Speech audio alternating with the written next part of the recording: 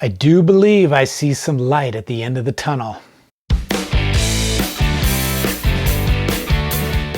Okay guys, well here we are at episode 21 and I have finally finished the 4-string bass guitar build.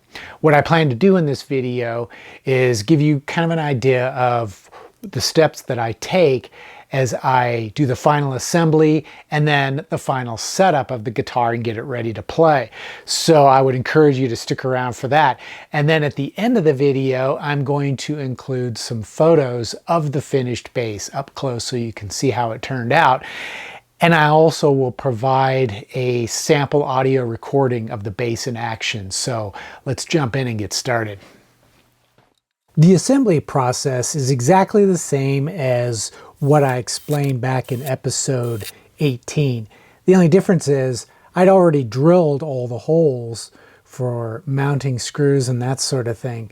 So the assembly process actually goes much easier and faster the second time around. And there's less of a chance for causing scratches or dings or any other sort of damage to the clear coat finish that I buffed out to such a nice high gloss shine. The final assembly of the guitar will take maybe 15 to 20 minutes to complete.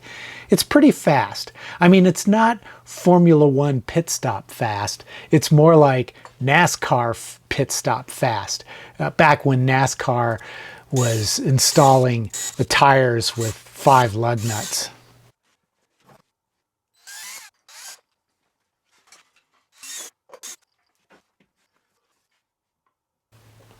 With all the components installed, I was able to begin focusing my efforts on making sure that the frets were perfectly level before finally stringing up the guitar, tuning it, and adjusting the intonation. So what I had to do was I had to check the fret level with my precision straight edge to make sure that the neck is perfectly straight. Then I used a fret rocker to check for any high spots on any of the frets.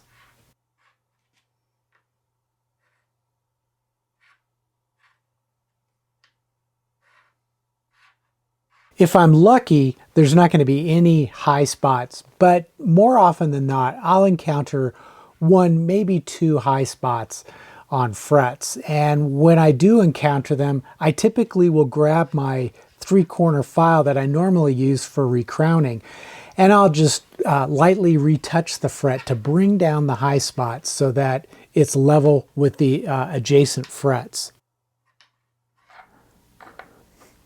You know, people always ask me, do I put fall off on the frets when I get up to this part of the fretboard? And what fall off is, it's basically each fret from about the 15th fret to the end gradually is shorter with each fret. So it's like a downward ramp. So if I were to put a straight edge on these last frets, it would be sloping down towards the bridge. And the theory is, since the strings are vibrating the most in this area, between the nut and the bridge, it's right in the middle where it's vibrating the most, the amplitude of oscillation is at its greatest. There is an increased likelihood of string buzz in this area because of how much the string is vibrating. But it doesn't happen in every case.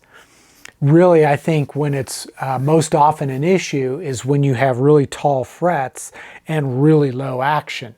That's when you have that potential for a lot of string buzz in this area, and it might be beneficial to put some fall off on the frets. And that's done during the initial leveling process. What I typically will do is I'll place several pieces of masking tape on the 13th fret, and then I'll place my beam on here, and because there's thicker tape on this 13th fret, it kind of raises up the leveling beam. So as I start to level, it will decrease the height of this fret first, followed by this one, then this one, then this one, and all the way up until you get to that 13th fret. So each one of those frets is slightly shorter than the one after it. And that creates that kind of a downward slope, which in turn supposedly will increase the clearance between the strings and the frets in this area. However, I will only do it if it's absolutely necessary. And when I did my initial setup or the initial leveling, after I had done all that work, I checked to see if there was a problem with string buzz up in this part of the neck, and there wasn't. So I'm not going to bother with putting any fall off on it.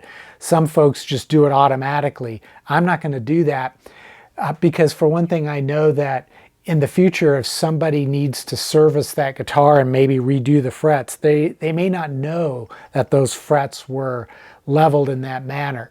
So I always strive to make my guitars so that they don't require fall off. I think it's just simpler for the player and for whoever down the road may have to service that instrument.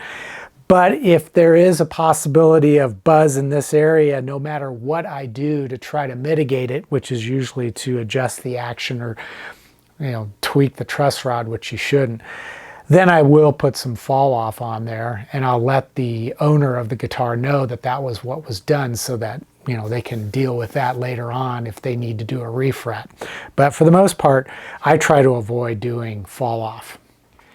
Before I continue with this video, I wanted to remind you to like, comment, and share this video as a way to support my channel.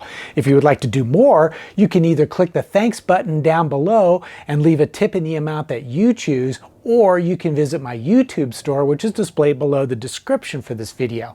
Oh, and don't forget to subscribe to my channel so you won't miss any future guitar building videos.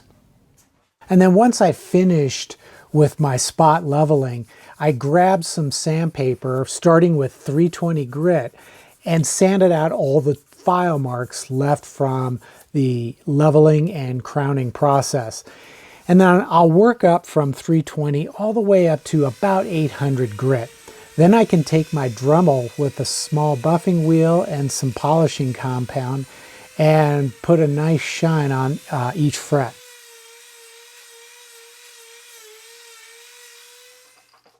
As you can see, the polish leaves some residue, so I'll use a microfiber cloth to wipe off that residue and bring up the high shine.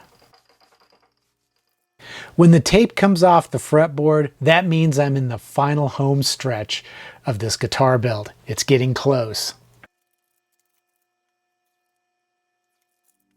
Next, I installed the strings and tuned them up to pitch.